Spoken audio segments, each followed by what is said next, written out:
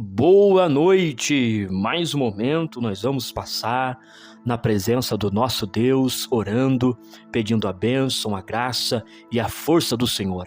Eu me chamo Jeremias Lopes, estou aqui para orar por você e com você e juntos nós sermos edificados e fortalecidos pela presença e pela palavra de Deus. Senhor nosso Deus e nosso Pai, nós te agradecemos e te louvamos pelo teu cuidado, pela tua bondade, pela tua misericórdia. Te louvamos, ó Senhor Deus, pelo Senhor ter nos ajudado, ter nos abençoado durante este dia. Agradecemos a Ti pela vestimenta, pela alimentação, pela salvação, pelo Teu amor derramado sobre as nossas vidas. Te louvamos, Senhor, pelo Senhor nos cercar com todas as sortes de bênçãos. Intercedemos neste momento em favor daqueles que estão passando por dificuldade financeira, profissional, familiar, problemas, Senhor, na área da saúde, problemas, Senhor, na área de justiça, que o Senhor Deus venha estender as tuas mãos, ajudá-los neste momento, orientá-los agora, ó Deus, pois eles são carentes de ti, somos dependentes do Senhor, ó Deus, nos ajude, nos sustente, nos guie, nos leve, Senhor Deus, ao caminho que glorifica o teu nome, abençoe a meditação da tua palavra, fale ao nosso coração, nos ensina a tua lei, Senhor, e aonde, ó Deus querido, esta mensagem chegar, que possa haver paz, tranquilidade e amor, Senhor. Em nome de Jesus, nós repreendemos toda enfermidade, nós repreendemos todo mal. Ó Deus, em nome de Jesus, seja conosco agora, meu Pai. Amém e graças a Deus. Nossa meditação está baseada no Salmo de número 103. Diz o texto sagrado: bendiz, ó minha alma, ao Senhor, e tudo o que há em mim, bendiga o seu santo nome. Bendiz, ó minha alma, ao Senhor, e não te esqueças de nenhum dos seus benefícios. É Ele que perdoa todas as tuas iniquidades e sara todas as tuas enfermidades, quem redime a tua vida da perdição e te coroa de benignidade e de misericórdia, quem enche a tua boca de bens, de sorte que a tua mocidade se renova como a águia. O Senhor faz justiça e juízo a todos os oprimidos. Fez notórios os seus caminhos a Moisés e os seus feitos aos filhos de Israel. Misericordioso e piedoso é o Senhor, longânimo e grande em benignidade. Não repreenderá perpetuamente, nem para sempre conservará a sua ira. Não nos tratou segundo os nossos pecados, nem nos retribuiu segundo as nossas iniquidades. Pois, quanto o céu está elevado acima da terra, assim é grande a sua misericórdia para com os que o temem. Quanto está longe o oriente do ocidente, assim afasta de nós as nossas transgressões. Como um pai se compadece do seu filho, assim o Senhor se compadece daqueles que o temem. Pois Ele conhece a nossa estrutura, lembra-se de que somos pó, porque o homem são seus dias como a erva, como a flor do campo, assim floresce, pois passando por ela o vento logo se vai, e o seu lugar não conhece mais. Mas a misericórdia do Senhor é de eternidade a eternidade sobre aqueles que o temem, e a sua justiça sobre os filhos dos filhos, sobre aqueles que guardam o seu conserto, e sobre os que lembram dos seus mandamentos para os cumprirem. O Senhor tem estabelecido o seu trono nos céus, e o seu reino domina sobre tudo. Bendiz ao Senhor, anjos seus magníficos em poder, que cumpres as suas ordens, obedecendo à voz da sua palavra.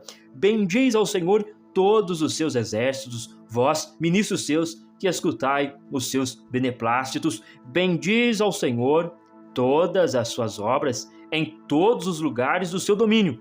Bendiz, ó minha alma, ao Senhor.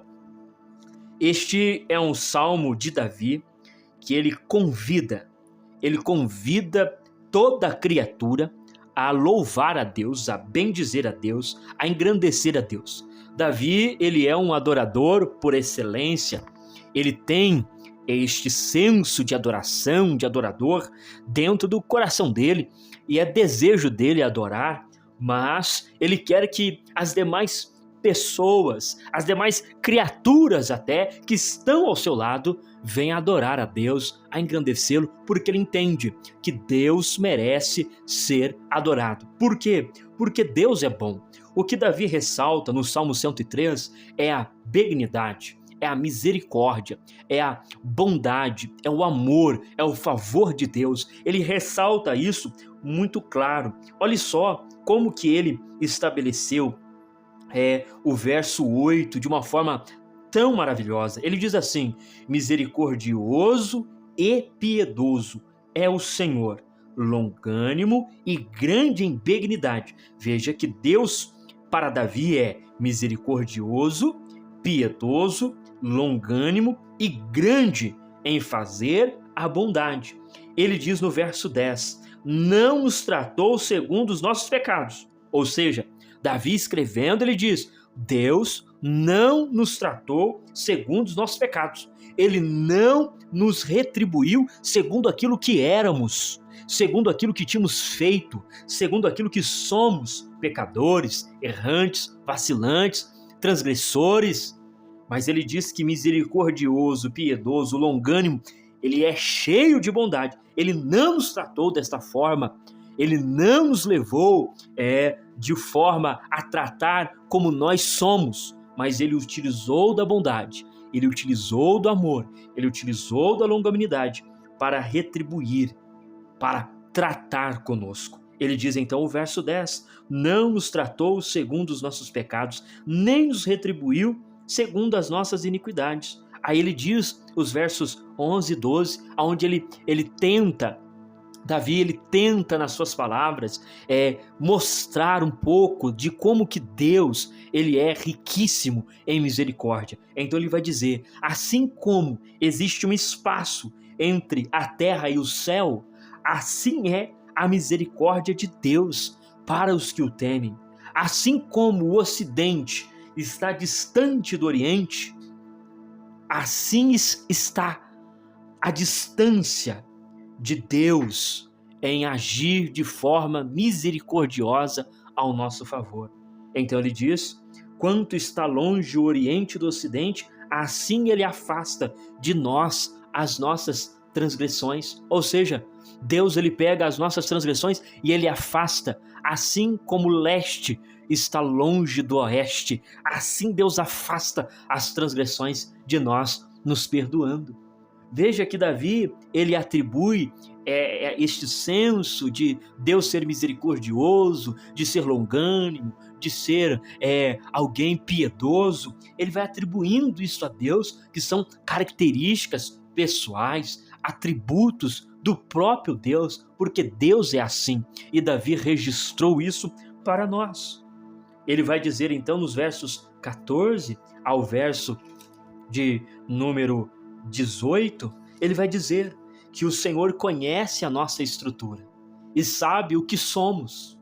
Por isso que Deus não nos trata da forma que somos, mas Deus nos conhece e sabe o que somos. Então ele usa de misericórdia para conosco sempre. E ele então vai dizer que o que é a vida do homem, o que é o homem, senão algo passageiro? Mas ele vai dizer, mas a misericórdia do Senhor é de eternidade a eternidade. Ou seja, o homem nasce, cresce, envelhece, passa o seu tempo sobre a face da terra, mas a misericórdia de Deus alcança o homem e se estende de geração a geração. Ela não tem fim, ela não tem um momento em que ela para, não, ela é eterna. A misericórdia do Senhor, ela é eterna, ela se estende, ela passa, ela ultrapassa de eternidade a eternidade sobre quem? Sobre aqueles que temem a Deus. Veja que Davi não está dizendo que o homem e que a mulher pode viver errando e falhando, que Deus vai perdoar sempre, não. Davi está dizendo sobre pessoas que entenderam a vontade de Deus, mas a sua estrutura o leva a cair, a vacilar, a transgredir a lei. Mas nós temos um advogado, nós temos um Deus que nos perdoa, um Deus que nos limpa, um Deus cheio de misericórdia. Davi não está dizendo para nós vivermos pecando de forma deliberada e que Deus vai sempre perdoar os nossos pecados, não. Davi está dizendo que sobre aqueles que optaram em amar a Deus e obedecer a Ele, ainda que venha falhar, cair, errar e pecar, a misericórdia de Deus vai cobrir essas pessoas, porque essas pessoas optaram por temer e por obedecer a Deus, mas a sua estrutura não o deixa fazer isso de forma perfeita. Por isso, a misericórdia de Deus vai sempre cobrir de eternidade a eternidade, porque a nossa estrutura é o pó. Então Davi, ele coloca isso bem claro para nós, dizendo que a misericórdia do Senhor está sobre aqueles, verso 18, sobre aqueles que guardam seu conserto e sobre os que se lembram dos seus mandamentos para cumprir. E então ele vai dizer nos versos 20, 21 e 22, ele mais uma vez chamando, então vamos adorar, ó anjos, vamos adorar, ó exércitos, vamos adorar, ó toda a obra de Deus, vamos adorar porque Ele é dominador, vamos bendizer. E ele termina dizendo, bendiz, ó minha alma, ao Senhor. É um salmo que mostra para nós e traz para nós lições maravilhosas. Eu quero aqui destacar pelo menos 3 lições práticas para as nossas vidas nesta noite. A primeira lição prática que temos e que devemos lembrar a nossa consciência disso é o ato da adoração. Adorar a Deus deve ser algo sempre prazeroso para nós. Quando perdemos este sabor, quando perdemos esta sensibilidade de adorador, devemos preocupar, devemos observar o que está acontecendo conosco, porque somos adoradores. O Senhor Jesus, ele diz isto no Evangelho de João, capítulo 4, onde ele diz que o Pai procura os verdadeiros adoradores que o adorem em espírito e em verdade. Esta expressão, adoradores, ela é completa em toda a Escritura, porque todo crente, todo aquele que optou por amar a Deus, ele se torna um adorador. Ele se torna alguém que faz sacrifícios a Deus com os seus lábios, sacrifícios de louvores. É isso que as Escrituras nos apresentam. Pessoas, desde o Gênesis até o Apocalipse, pessoas crentes, homens e mulheres, que buscaram em Deus e neste ato de busca encontraram-se como adoradores, e então eles adoraram a Deus na tribulação, adoraram a Deus no reino, adoraram a Deus na tranquilidade, adoraram a Deus no deserto, adoraram a Deus no barco, adoraram a Deus em qualquer fase da vida. Eles estavam adorando a Deus, porque quem serve a Deus se torna um adorador. Veja que então nós não podemos perder este sabor de adorar a Deus, de engrandecer a Ele, de bendizer a Ele, de enaltecê-lo, de dizer que Ele é bom, que Ele é santo, que Ele é justo, que Ele é perfeito, de pronunciar palavras de adoração a Deus em oração, com louvores. Nós devemos adorar a este Deus e vamos passar a eternidade fazendo isto. Por quê? Porque Deus é merecedor. Por que Ele é merecedor? Porque Ele salvou as nossas vidas, Ele libertou as nossas vidas, Ele mudou a nossa história, Ele nos transformou, Ele nos colocou de pé, Ele transformou a família, Ele mudou o destino, Ele salvou a nossa alma de todos os males. Por isso Ele é merecedor de adoração. Então não perca o sabor, não perca o sabor, vou repetir, não perca o sabor de adorar a Deus. Esta é a primeira lição que nós encontramos. A segunda lição que nós aqui vemos está justamente no verso de número 5, que diz que enche a tua boca de bens, de sorte que a tua mocidade se renova como a águia. Davi, ele coloca dizendo que aquele que teme a Deus, aquele que busca Deus, Deus ele vai redimir, Ele vai sarar, Ele vai operar com misericórdia e com bondade a tal ponto de renovar os dias. Nós servimos um Deus que renova os nossos dias como a águia se renova. Como que a águia se renova? A águia se renova num processo de transformação.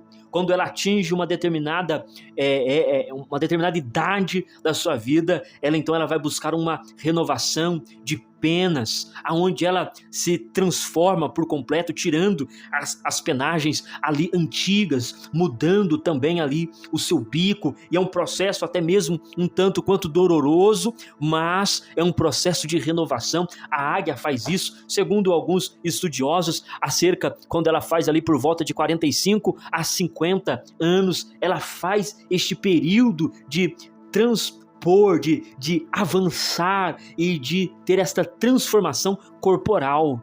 E veja aqui o que o Davi ele coloca, dizendo que Deus ele renova a mocidade como a águia. Isso Davi estava dizendo que Deus ele é alguém que renova as nossas vidas. Quando estamos desgastados, quando estamos arrebentados, quando já estamos envelhecidos, não por causa da idade, mas por causa de uma provação, por causa de um deserto, por causa de uma tribulação, estamos parecendo numa idade avançada, cansaço, fadiga. Deus nos renova. Assim como a águia se renova, Deus ele nos faz ter este processo de renovação. Deus ele renova todos aqueles que buscam a Ele. Quem sabe você está cansado, quem sabe você está fadigado, quem sabe você está exausto, quem sabe você está cansado de lutar pela mesma coisa. Parece que é a mesma situação, entra anos e sai anos, entra meses e sai meses, é a mesma situação e você está como uma águia cansada. Parece que lutou demais já. Veja que você serve um Deus de renovação. Então peça para o Senhor renovar as suas forças, renovar você de novo, assim como tem o processo da renovação da águia. Peça para o Senhor: Deus me renove para que eu possa continuar lutando, continuar avançando. Renova essa renovação, só Deus que pode dar, nenhum coach, nenhuma psicologia humana pode tratar a sua mente e te dar uma força, um vigor para você enfrentar. Não, isso aqui é Deus quem faz. Estamos tratando do mundo espiritual. Você precisa de uma renovação espiritual. É só Deus que pode fazer. É só Deus que pode realizar. Então peça: Deus me renova. Me renova para mim poder vencer todos os desafios. A terceira e última lição que nós encontramos aqui é acerca deste Deus misericordioso, que é descrito como um pai. Ele diz: como o pai se compadece dos seus filhos, assim o Senhor se compadece daqueles que o temem. O Senhor sempre vai se compadecer por você. Deus não é um carrasco, não é um déspota, não é um tirano, não é um capitão, não é um general, nada disso. O Senhor Deus, ele é um pai, e ele vai sempre se compadecer de você. Ele sempre vai se compadecer. O ato de compadecer é o mesmo do que ter uma pena, é o mesmo de que ter a compaixão. Ele sempre vai olhar para você como um pai olha para um filho que está necessitado. Ele vai se compadecer. Por isso nós o louvamos, por isso nós pedimos a renovação para Ele, porque Ele é um pai que vai te ajudar e que vai te sustentar. Senhor, nosso Deus e nosso Pai, te agradecemos por esse momento de meditação da Tua Palavra. E agora, Senhor, clamamos a Ti, que é o nosso Pai. Que o Senhor venha renovar as forças nessa noite, daqueles que estão cansados, daqueles que estão exaustos. Que o Senhor, ó Deus, possa se compadecer daqueles que estão, Senhor, afadigados, renovando, sarando, libertando. E nós, Senhor, vamos continuar te adorando, porque Tu és bom, Pai. Em nome de Jesus, amém e graças a Deus. Que você tenha uma noite abençoada de renovação, de força, e que Deus possa enriquecer você durante esta noite e até o próximo vídeo, querendo Deus.